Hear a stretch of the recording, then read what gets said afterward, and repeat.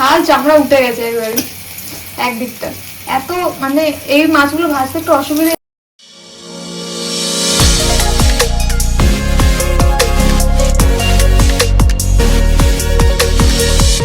Hello guys, welcome to my channel Koyel Samanta daily life.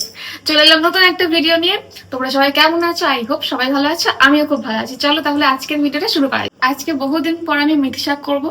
অনেকদিন ধরে বলেছিল যে মেথি শাক খাবে, মেথি শাক খাবে। আর তোমাদের হয়তো শর্টসে আমি শেয়ার করেছি যে মেথি শাক আনিয়েছে। তো আজকে ফাইনালি মেথি শাক চচ্চড়ি করবো বড়ি দিয়ে। এই বড়িগুলো আমাকে করে দিয়েছে আমার শাশুড়ি মা। আমার শাশুড়ি মা বড়ি দেওয়া এগুলো খুব ভালো করে, যেটা আমি পারি না, শিখিও নি, এখনো পারিও না। মা শেখায়ও নি, এখন মাই করে দেয় মাকে।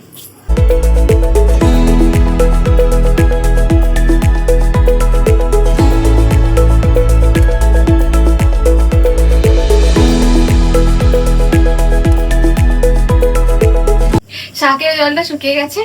এবার ওর মধ্যে দেবো হচ্ছে একটু সর্ষে আর পোস্ত বেটে রেখেছিলাম, যেটা আমি মাছের ঝালেও দেবো। আর দেবো হচ্ছে একটু লঙ্কা। এইবার একদিকে বসিয়ে দেবো হচ্ছে মুসুর ডালটা। এখানে আমি মাছের জন্য একটু পেঁয়াজ কেটেছিলাম, সেখান থেকে একটু পেঁয়াজ ডালের মধ্যে দিয়ে দেবো। এখানে 4 কোয়া রসুন নিয়ে নিয়েছি, এটাকে একটু থেতো করে ফোড়নে দিয়ে দেবো।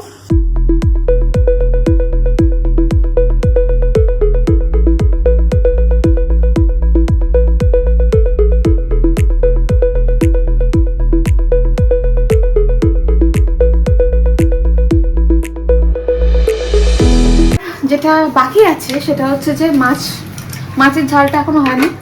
মাছটা ভাজবো, তারপরে মাছের ঝালটা করব, তাহলে আজকে আমার রান্না কমপ্লিট। কেন মাছটা ফ্রাই করে রেখেছি, ছাল চামড়া উঠে গেছে এবারে একদিকটা। এত মানে এই মাছগুলো ভাজতে একটু অসুবিধা হয়, এত বড় বড় থাকলে। মাছের ঝাল কমপ্লিট হয়ে গেছে, দারুণ গন্ধ বেরিয়েছে। তো চলো খাওয়া দাওয়া করে নিই, দেখা হচ্ছে নেক্সট ভিডিওতে।